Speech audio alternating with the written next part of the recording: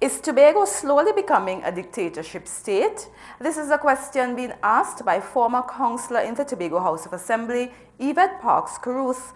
Parks Caruth turned up at our studios today very disappointed and confused because of her experience at one THA administrative office.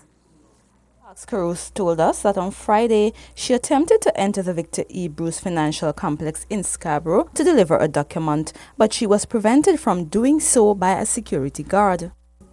Who first of all told me she would not allow me to enter because I was wearing a three-quarter pants. I told her, well, it's a pants skirt. And so I came out of the car to show her the skirt. I said, because if I stand up, you wouldn't know it's a pants skirt. She then told me, well, if I allow you to come in with that, I cannot let you come in with the flags. I said, how do you mean the flags? The political flags. You would not be allowed to enter the complex because of the political flags. Parks said this statement left her perplexed. So I said, I don't understand, because the last time I checked, I'm living in a democratic society, the democratic country of Trinidad and Tobago. And as far as I remember, as far as I know, we are not communists. I'm not in Russia, I'm not in Cuba, I'm not in Germany under Adolf Hitler. She stated that when she questioned the security guard about who had made those rules, she received no response. Further, she did not notice any sign displaying these rules anywhere in the guard booth or near the entrance to the compound. Parks Caruth said this is how dictatorship in a country begins. This is how dictators start.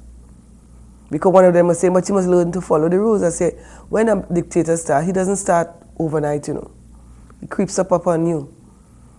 Today is take off your flags. Tomorrow, what next? They might tell you, you can't wear a pearl necklace. Tomorrow, you can't wear a pink dress. Besides the flags, you cannot go in with a political symbol.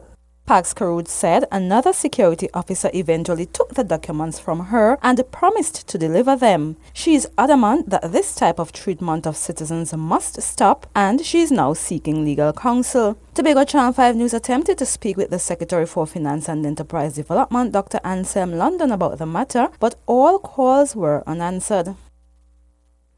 And one attorney at law says he is alarmed that a citizen could be debarred from entering a public building because of political paraphernalia and dress code. He said action should be taken against the person responsible for issuing such an order at the Victor E. Bruce Financial Complex. Here's more.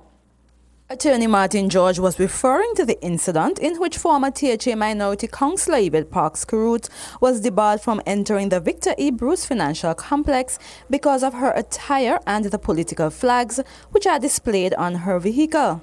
I know of no such law or anything which prevents you from so doing.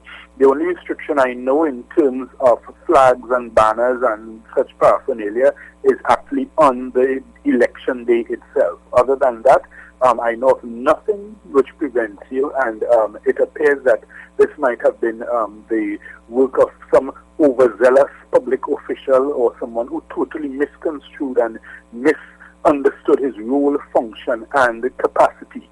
And I think that certainly the authorities ought to look into it and take the appropriate action. He further pointed out that there is no law which states how persons should attire themselves when entering public buildings. There is no law that I know of which prevents that.